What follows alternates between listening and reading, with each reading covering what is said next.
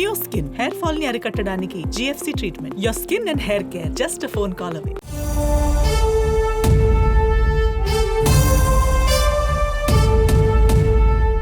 సంక్షేమం అభివృద్ధి దిశగా తెలంగాణ ప్రభుత్వం అడుగులు వేస్తోంది. ఎన్నికల్లో ప్రకటించిన విధంగా ఇప్పటికే కీలకమైన పథకాలను అమలు చేసిన తెలంగాణ రాష్ట్ర ప్రభుత్వం మరో కీలకమైన పథకాలను అమలు చేసేందుకు రెడీ అయింది.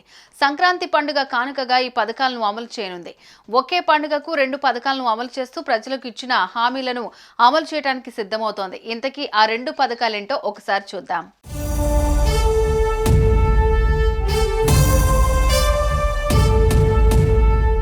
కాంగ్రెస్ ప్రభుత్వం ఏర్పడి ఏడాది దాటింది. ఈ సంవత్సర కాలంలో ఆరోగ్యశ్రీ పరిమితిని 5 లక్షల నుంచి 10 లక్షలకు పెంచింది.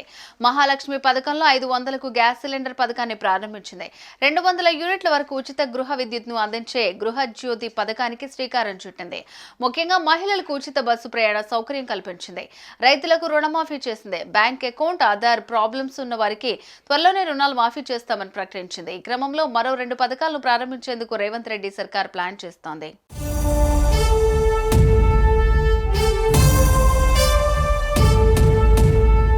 కాంగ్రెస్ పార్టీ ఎన్నికల ప్రచారంలో భాగంగా 6 గ్యారంటీలు ప్రకటించింది. గ్యారంటీల్లో ఒకటైన ఇందిరమ్మ ఇళ్లను సంక్రాంతి నాటికి మంజూరు చేయాలని సీఎం రేవంత్ రెడ్డి నిర్ణయించారు. ఇప్పటికే ఇందుకు సంబంధించి సర్వే కూడా ప్రారంభమైంది. తొలి విడతలో భాగంగా రాష్ట్ర వ్యాప్తంగా సొంత స్థలం ఉన్న వారికి ఇంటి నిర్మాణానికి అనుమతిస్తూ ఆదేశాలు జారీ చేసింది. వారికి ఇల్లు నిర్మించుకోవడం కోసం 5 లక్షల రూపాయలు దశల వారీగా ఇవ్వనుంది. ఇందుకోసం తెలంగాణ ప్రభుత్వం ఇప్పటికే యాప్లను కూడా సిద్ధం చేసింది. యాప్ ద్వారా తాము దరఖాస్తు చేసుకోవచ్చని సూచించింది. స్థలం లేని పేదలకు మాత్రం 2వ విడతలో ఇళ్లను మంజూరు చేస్తారు. వారికి స్థలంతో పాటు 5 లక్షల రూపాయలు ఇవ్వనున్నారు.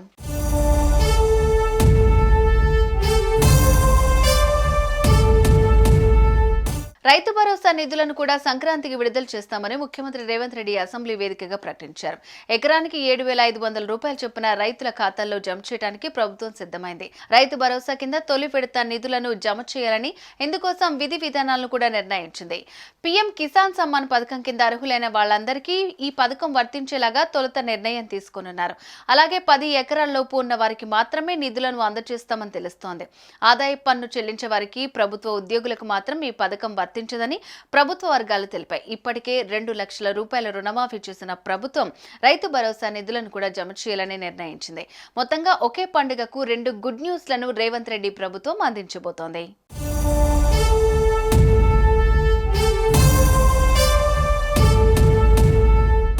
సుమన్ టీవీలో మీ పర్సనల్ అండ్ బిజినెస్ ప్రమోషన్స్ కోసం కింది నెంబర్కి కాంటాక్ట్ చేయండి.